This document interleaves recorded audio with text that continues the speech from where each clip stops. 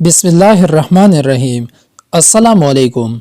मोहतरम नाजरीन, पुराने वक्तों की बात है कि किसी मुल्क पर बादशाह हुकूमत करता था। बादशाह के खानदान में मलिका और उसकी बेटी थी। मलिका की खूबसूरती के चर्चे दूसरे मुल्कों में होते थे। दूर दूर के मुल्कों से शहजादियाँ उस मलिका की खूबसूरती को देखने के लिए आते थे और मलिका की खूबसूरती का असर उसकी बेटी पर भी था और बादशाह की बेटी भी मलिका से खूबसूरती में कम न थी। एक रात बादशाह ने ख्वाब में देखा कि मलिका बादशाह के वजीर के साथ जिस्मानी ताल्लुकात रख रही हैं। बादशाह की दहशत से आंख खुल गई क्योंकि बादशाह मलिका से बेइंतहा प्यार करता था। बादशाह का चेहरा उतरा हुआ था और बादशाह उस दिन दरबार में भी नहीं आया। बादशाह ने अपने कमरे में अपने दूसरे वजीर को बुलाया और उससे कहा कि किसी तजर्बाकार मुफस्सिर को बुलाओ और मेरे कमरे में भेज दो। बादशाह के हुक्म की तामील हुई और एक मुफस्सिर को बादशाह के कमरे में दाखिल किया गया। बादशाह ने कमरे का दरवाज़ा बंद कर दिया। अब कमरे में सिर्फ बादशाह और मुफस्सिर मौजूद थे। बादशाह ने उस मुफस्सिर को अपना ख्वाब सुनाया, लेकिन बादशाह के डर से उसने ख्वाब की ताबीर नहीं बताई और इसी तरह बहुत मुफस्सिर आए और नाकाम लौट गए। बादशाह बहुत परेशान हुआ, लेकिन बात का जिक्र मलिका से नहीं किया। एक दिन बादशाह परेशानी की हालत में काफिले के साथ कहीं जा रहा था तो बादशाह की नज़र एक बुजुर्ग पर पड़ी जो एक घने दरख्त के नीचे किताबों का मुताला कर रहा था। बादशाह ने सिपाही को हुक्म दिया कि उस बुजुर्ग को मेरे पास ले आओ। जब बुजुर्ग को बादशाह सलामत के पास लाया गया तो बादशाह ने उसे कहा, तुम्हारी उम्र और हालत बता रही है कि तुम अहले इल्म हो और क्या अपने इल्म से बादशाह की खिदमत कर सकते हो? बुजुर्ग ने जवाब दिया, जी बिल्कुल हुजूर।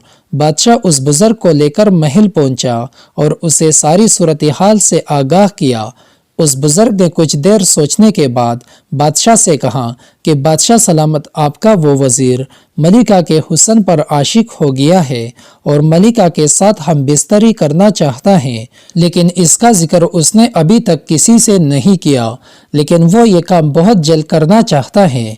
बादशाह को उस वजीर पर बहुत गुस्सा आया और उसने अपने दूसरे वजीर को हुक्म दिया कि इस वजीर को फांसी दे दी जाए, लेकिन उस बुजुर्ग ने कहा, बादशाह सलामत, आप ठंडे दिमाग से काम करें, क्योंकि अगर आपने वजीर को ऐसे ही फांसी की सज़ा दे दी तो आपकी बहुत बदनामी होगी और रियाया पर आपका गलत तासुर पड़ेगा, क्योंकि रियाया हकीकत से बेखबर है। बादशाह ने उस बुजुर्ग से कहा, तो फिर आप ही अपने तजर्बे से कोई तरकीब बताएं जिससे मेरी इज्जत पर भी कोई आंच न आए और वजीर का घिनौना चेहरा सबके सामने आ जाए और उसको अपने किए की सज़ा मिल जाए। हुजूर, मैं वजीर को सबके सामने बेनकाब कर दूंगा, लेकिन मुझे इसके लिए थोड़ा सा वक्त चाहिए। कुछ दिनों का वक्त लेकर बुजुर्ग दरबार से निकल गया।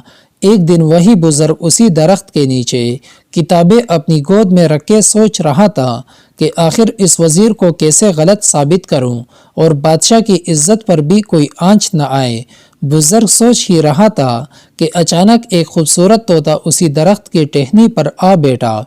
बुजुर्ग की नज़र उस पर पड़ी तो उसके जहन में ख्याल आया और वो दरख्त पर चढ़ा और तोते को चुपके से पकड़ लिया और तोते को बगल में छुपाए महल में पहुंचा और वजीर से दरख्वास्त की कि मुझे महल में मौजूद सबसे खूबसूरत पिंजरा दिया जाए।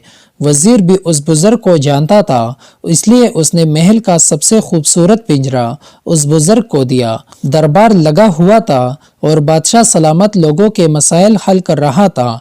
वो बुजुर्ग दरबार में दाखिल हुआ और कहा, बादशाह सलामत, मैं ये बहुत ही कीमती तोता आपको तोहफे में देना चाहता हूँ। आप मेरा ये तोहफा कबूल फरमाएं, क्योंकि ये तोता आपके लिए बहुत मुफीद साबित होगा। बादशाह ने पूछा, आखिर इस तोते में क्या खूबी है? बुजुर्ग ने जवाब दिया, बादशाह सलामत, ये तोता हर जुमे को आपकी जान और आपके दुश्मन का नाम बताएगा। बादशाह भी बहुत खुश हुआ और सब दरबारियों ने भी इस तोते की बहुत तारीफें की, लेकिन वो मलिका का आशिक वजीर ये सुनकर उसके पैरों से ज़मीन निकल गई और वो सोचने लगा कि आखिर इस तोते को कैसे मारा जाए। अब बुजुर्ग ने भी बादशाह सलामत को तोता तोहफे में देने का मकसद बता दिया। بادشاہ نے دوسرے وزیر کو حکم دیا کہ اسے باغیچے میں رکھ دو۔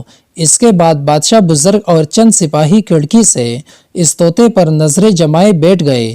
جب آدھی رات کا وقت ہوا تو وزیر چمکتا ہوا خنجر لے کر اس طوطے کے پنجرے کے اوپر پہنچ گیا، اور جیسے ہی طوطے پر وار کی، سپاہیوں نے اسے رنگے ہاتھوں پکڑ کر گرفتار کر لیا، اور یہ سارا منظر بادشاہ اور بزرگ دیکھ رہے تھے۔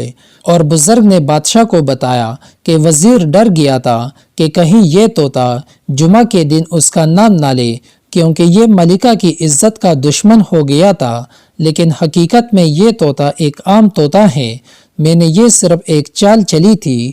بادشاہ اس بزرگ کی عقل مندی سے بہت خوش ہوا، اور اس وزیر کی جگہ اس نے اسے اپنا نیا وزیر مقرر کر لیا، اور بادشاہ نے سپاہیوں کو حکم دیا کہ اس وزیر کو قتل کر دیا جائے۔